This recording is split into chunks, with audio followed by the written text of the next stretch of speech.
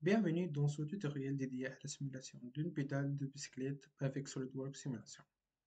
Dans cette étude, nous allons explorer l'application de la masse à distance et l'interaction entre composantes pour une analyse plus réaliste. Pour identifier le point d'application de la force, rendez-vous dans l'angle évalué, puis clique sur mesurer et on clique sur le point où s'exécute notre force. On enregistre ces coordonnées. Ensuite, on va supprimer notre pédale et on réalise notre étude statique à travers on clique sur simulation puis nouvelle étude et on réalise une étude statique.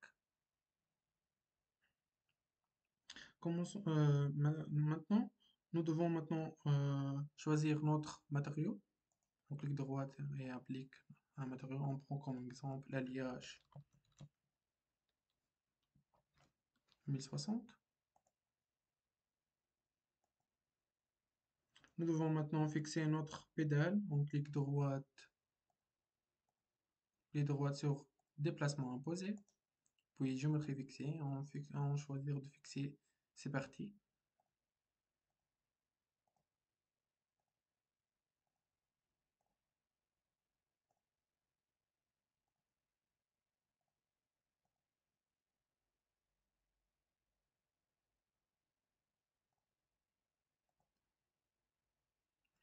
Et on confirme. Pour simuler le mouvement de la pédale, nous devons appliquer un déplacement opposé sur la surface cylindrique.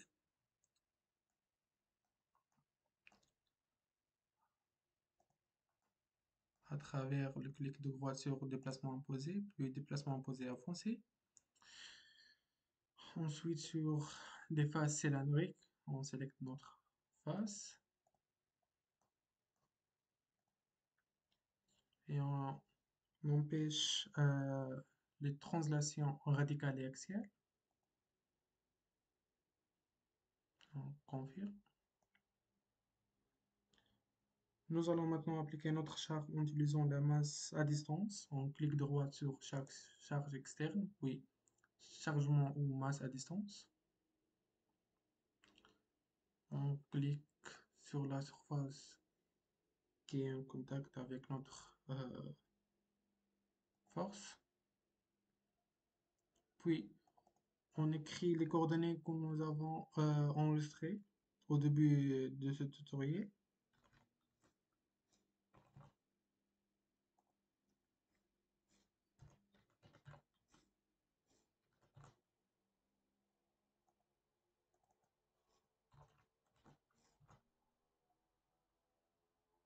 Et on choisir la direction de notre force qui est sur l'axe X. On prend comme exemple de valeur 100 mégapascal. On inverse la direction et on confirme. Et on termine par l'exécution de cette étude. On attend quelques minutes ou quelques secondes. Ça dépend de la performance de notre PC.